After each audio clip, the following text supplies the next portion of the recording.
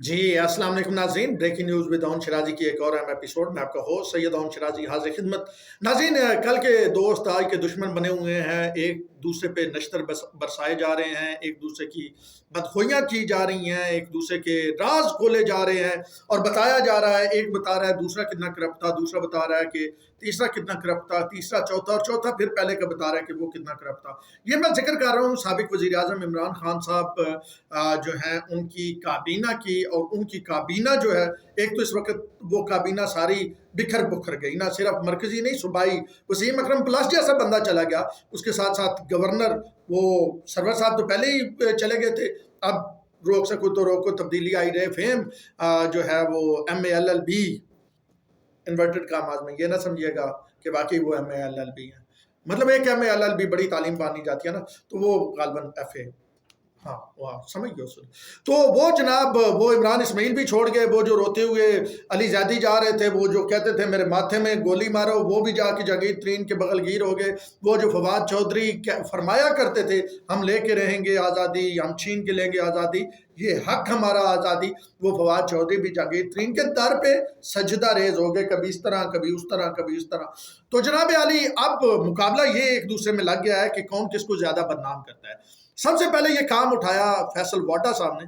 फैसल वाडा ने इल्ज़ामात लगाए, उन्होंने ना सिर्फ अपने वज़रा पे इल्ज़ामात लगाए, बल्कि उसके साथ साथ साबिक DGISI जनरल फैज़ हमीद पे भी उन्होंने इल्ज़ामात लगाए, और उन्होंने 400 करोड़ 4 से 500 करोड़ का जिक्र किया कि ये जनरल फैज़ हमीद ने दिहाड़ी लगाई है, कमाए हैं NCA केस में, और उन्होंने ये अप्रूवल लेके दी वफाकी काबीना से, और वफाकी काबीना से जो उन्होंने अप्रूवल ली उसके बदले में उन्होंने मलक रियाज से ये पैसे लिए। उनकी कॉल मुझे भी आई थी और भी मिनिस्टर को, फैज़ हमीद की अपनी कॉल आई थी, इसलिए वो एजेंडे में भी नहीं शामिल था, तो मामला उसके बावजूद पास हो गया। उसकी पूरी एक स्टोरी उन्होंने सुनाई, वो मैंने जनाब एक वीलॉग में आपके सामने रख दी। अब जो है उस पर मौक़िफ़ आता है जनाब शहजाद अकबर का। अच्छा, शहजाद अकबर के बारे में भी उन्होंने कहा, फैज़ हमीद खामोश है, शहजाद अकबर के बारे में उन्होंने कहा कि उन्होंने 100 करोड़ की दिहाड़ी लगाई है। वो इंडियन फिल्मों में आप देखते थे ना, वो जनाब खोखा और 100 करोड़ और वो सारी कहानियाँ, तो वो 100 करोड़ की दिहाड़ी उन्होंने लगाई है। तो इस पे जो है शहजाद अकबर जो है उन्होंने रिस्पॉन्ड किया है। हमारे जर्नलिस्ट दोस्त हैं, उनके सवालों के जवाब में उन्होंने रिस्पॉन्ड किया है। द न्यूज़ जंग ग्रुप से उनका ताल्लुक है, और इस वक्त मुझे अब्बासी साहब है, गालिबन अब्बासी साहब है, मुकम्मल नाम मेरे ज़हन से उतर रहा है, तो वो मैं बाद में आता है तो आपके साथ शेयर करता हूँ। तो शहजाद अकबर साहब ने रिस्पॉन्ड किया है पहली बार उन इल्ज़ामात को जो इल्ज़ामात फैसल वाडा साहब ने उन पे लगाए। एक ये कि मलक रियाज का करीबी था, दूसरा ये कि वो मलक रियाज से पैसे लिए उसने 100 करोड़, और तीसरा ये कि इमरान खान को गलत रास्ते बताता था।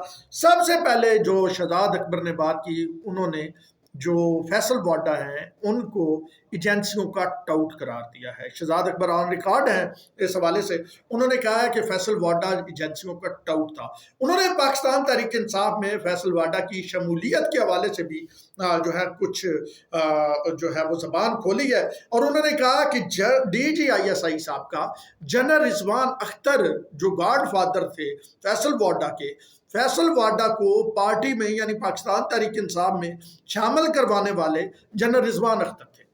जनरल रिजवान अख्तर की वजह से वो पाकिस्तान तहरीक इंसाफ में शामिल हुए, और बाद में क्योंकि मतलब ये मैं अपनी तरफ से कह रहा हूँ, पैसे शैसे सी तो वो फिर जिसके पास पैसा हो उसके लिए पाकिस्तान में सियासत बड़ी आसान होती है। अच्छा, यहाँ पे मैं उनकी बात रोकता हूँ, 1 मिनट के लिए उनकी बात रोकता हूँ। यहाँ पे मेरी एक शख्स से गुफ्तगू हुई थी, चक शदाद में उनका फार्म हाउस है, नाम नहीं लेता भी।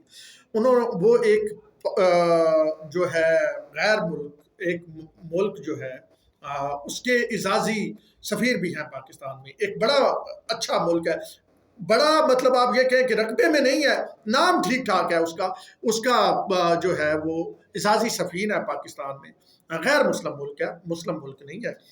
चक शहजाद में उनका फार्म हाउस है। मेरी उनसे जब मुलाकात हुई उनके दफ्तर में, तो वहाँ पे उन्होंने मुझे कुछ कहानियाँ सुनाई थी।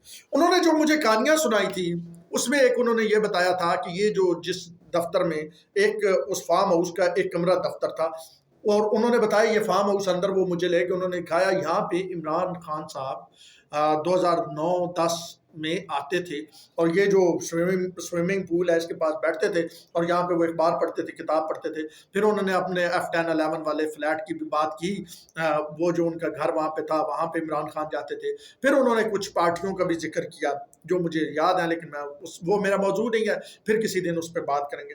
پھر انہوں نے یہ بھی بتایا کہ گاڑی انہوں نے ایک دکھائی کہ یہ گاڑی اس وقت میرے استعمال میں تھی، عمران خان اس طرح لے کے چلے جاتے تھے اور یہ ہوتا تھا، اور وہ پوری انہوں نے کہانی. تو بہرحال یہ اگلی جس کے لیے یہ ساری پچھلی کہانی سنیں، انہوں نے مجھے کہا تھا کہ ان کو کوئی 3 کروڑ روپے کی آفر کرائی گئی تھی کہیں سے کہ فیصل واڈا کی عمران خان سے ملاقات کروا دیں، اور انہوں نے اس میں معذرت کر لی تھی، وہ نہیں چاہتے تھے کہ وہ ایسا کام کرے. اور پھر ملاقات فیصل واڈا کی 2 ہفتے بعد عمران خان سے ہو گئی. تو پھر میں نے جب چیک کیا تو مجھے پتا چلا 5 کروڑ روپے میں ملاقات ہوئی ہے، کروانے والے نے 5 کروڑ لیا. یعنی پھر آگے انہوں نے ایک اور کہانی سنائی، اس کو ادھر ہی روکتے ہیں، اس طرف آ جاتے ہیں جہاں پہلے بات کر رہے تھے فیصل واڈا اور شہزاد اکبر. اچھا، شہزاد اکبر نے پہلے الزام تو یہ لگایا کہ یہ جناب رضوان اختر جو ہے سابق ڈی جی ISI، وہ ان کو انٹروڈیوس انہوں نے کروایا، فیصل واڈا کو PTI میں لے آئے. دوسری بات جو انہوں نے بتائی ہے، بڑی مطلب آپ کے عجیب و غریب بات ہے، وہ یہ کہتے ہیں کہ جو بھی وفاقی کابینہ کے اجلاس ہوتا تھا عمران خان کی صدارت میں، وزیر اعظم عمران خان کی وفاقی کابینہ کا جو اجلاس ہوتا تھا اس کی مخبری فیصل واڈا کرتے تھے، اور فیصل واڈا جو ہے اس کی مخبری کرتے تھے جا کے ISI کو.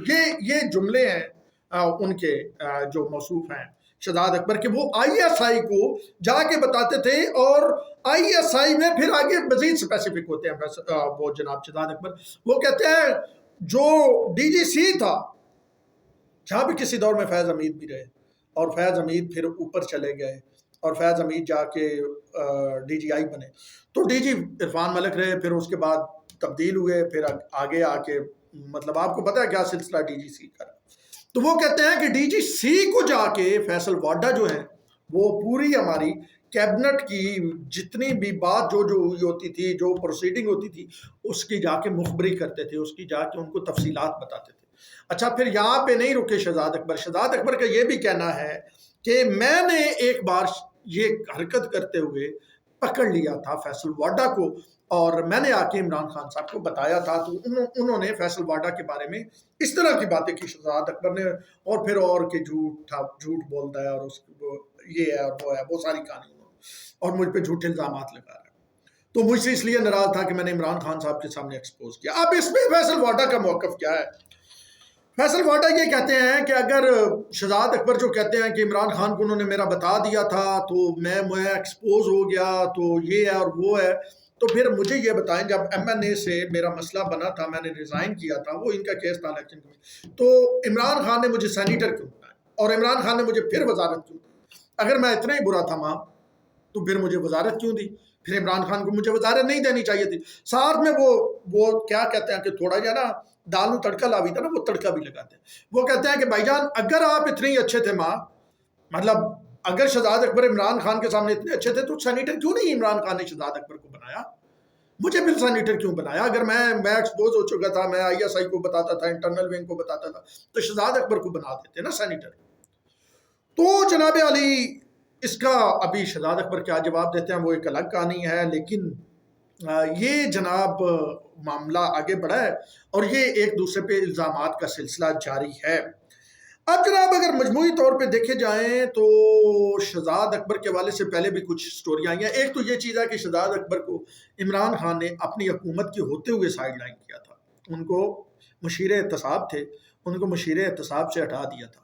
دوسرا یہ ہے کہ اب ان کو احتساب اکبر بھی کہا جاتا تھا. تو دوسرا یہ ہے کہ ان کی کوئی ایک ویڈیو کا بھی چرچا ہے، اب مجھے نہیں پتا وہ کس حد تک. اسلام آباد میں رمضانی نے بھی مجھے ایک دن بتایا تھا، اسلام آباد میں یہ بات چلتی رہی ہے کہ کسی درخت کے نیچے شہزاد اکبر موجود تھے گاڑی میں، اور وہاں پہ کچھ ایسے معاملات تھے اس گاڑی کے اندر کے کہ وہ ریکارڈ ہو گیا. اب ان کا یہ خیال تھا کہ درخت کے نیچے کہاں ریکارڈ ہونے ہیں، تو وہ ریکارڈ ہو گئے اور وہ ویڈیو کیا. وہ ویڈیو آتی ہے نہیں آتی ہے نہیں ہے، وہ ایک الگ ہے، لیکن افواہ ہے نا.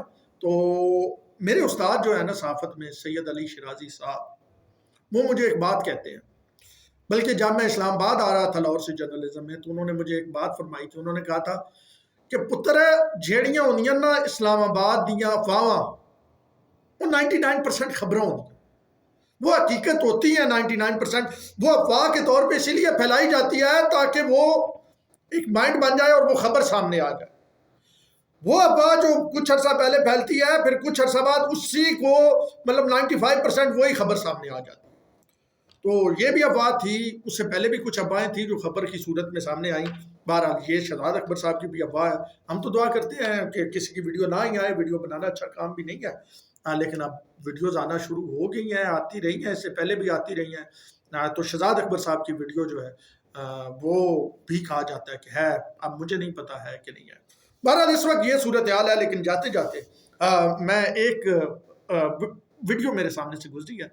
جوید چوہی صاحب کا غالباً ایک ویلاگ ہے، اس میں سے ایک کلپ ہے، اور وہ کلپ ہے ان کا مراد سعید کے حوالے سے. مراد سعید کے حوالے سے کلپ ہے، اور اس میں وہ فرما رہے ہیں جوید چودھری صاحب کہ مراد سعید جب بھی کوئی آڈیو بیان جاری کرتا ہے یا وہ کسی کو آڈیو میسج کرنے لگتا ہے تو وہ واش روم چلا جاتا ہے. یہ جوید چودھری کہہ رہے ہیں.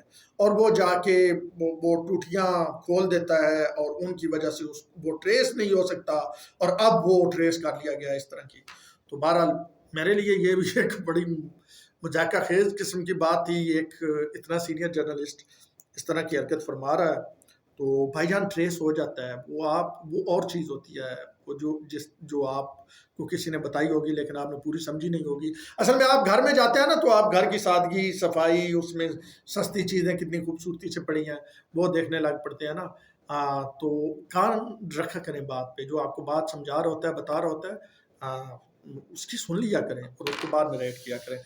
پھر بعد میں نا پشیمانی نہیں ہوتی. اب تک کے لیے اتنا ہی. اپنے وہ سید اوم شرازی کو دیجیے اجازت. اللہ نے